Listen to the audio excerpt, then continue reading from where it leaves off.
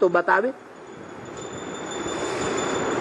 अमृत बेला खास 2 बजे से लेकर के 4:45-5 बजे तक कितनी देर याद में टिकते हैं? एक्यूरेट याद।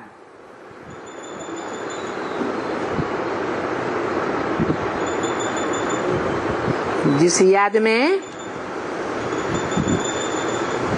साकार में निराकार की याद हो। कौन सा साकार ये भी बता दिया।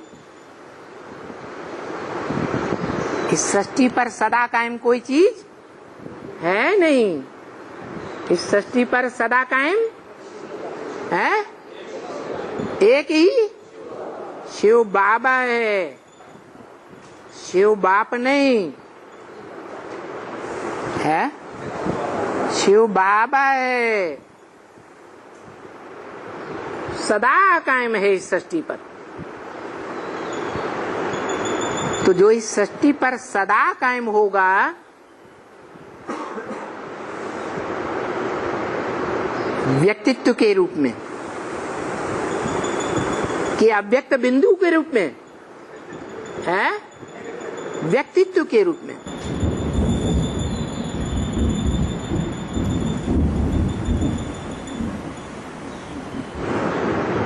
व्यक्त को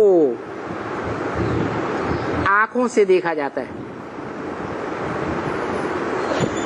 इन स्थूल आंखों से। अव्यक्त को इन आंखों से नहीं देखा जाता। जिस अव्यक्त को देखा जाता है, जो इस सृष्टि पर सदा कायम है, उसी को कहेंगे सत्य। जैसे गीता में भी कहा है, ना सत्य विद्यते भावो, ना भावो विद्यते सत्य। इस सृष्टि में सत्य का कभी अभाव नहीं हो सकता। जो सत्य है वो कभी लोप नहीं होता। तो जो लोप ही नहीं होता,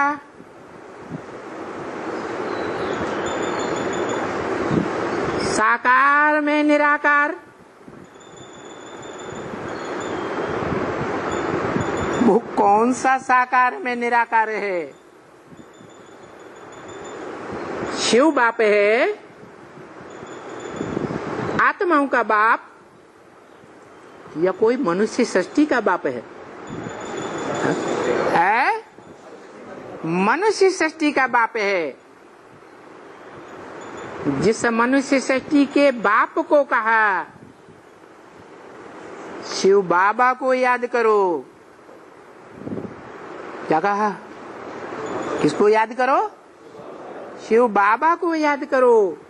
ये नहीं कहा शिव बाप को याद करो। कहा है? क्यों? शिव बाप ऊंचे ते ऊंचे नहीं है, है? अरे ऊंचे ते ऊंचे को याद करना है या नीचे ते नीचे को याद करना है? फिर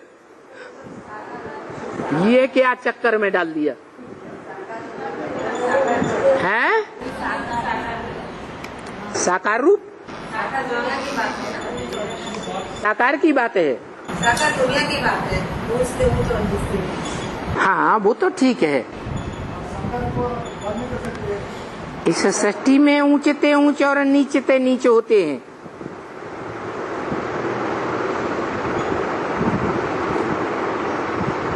इस सृष्टि के अलावा और कोई लोक नहीं है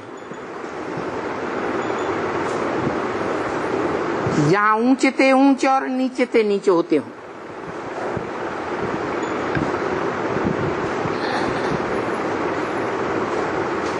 तो देखो,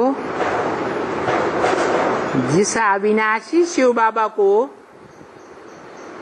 याद करना है, सत्य को याद करना है, या झूठ को याद करना है?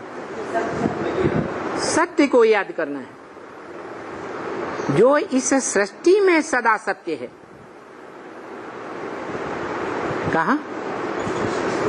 कहाँ सदा सत्य है? इस मनुष्य लोक में सदा सत्य है, कभी असत्य नहीं।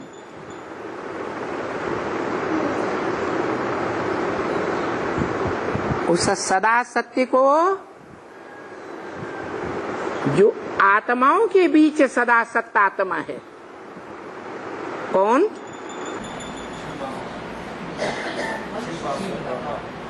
एक बोलता शिव बाबा, एक बोलता शिव बाप है, शिव बाबा।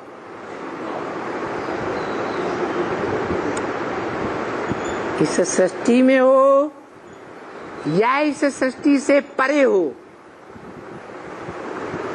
जो सदा सत्य है वो कौन है? शिव बाप। वो शिव बाप को याद करने के लिए नहीं बोला। किसको याद करने के लिए बोला? शिव बाबा को याद करने के लिए बोला।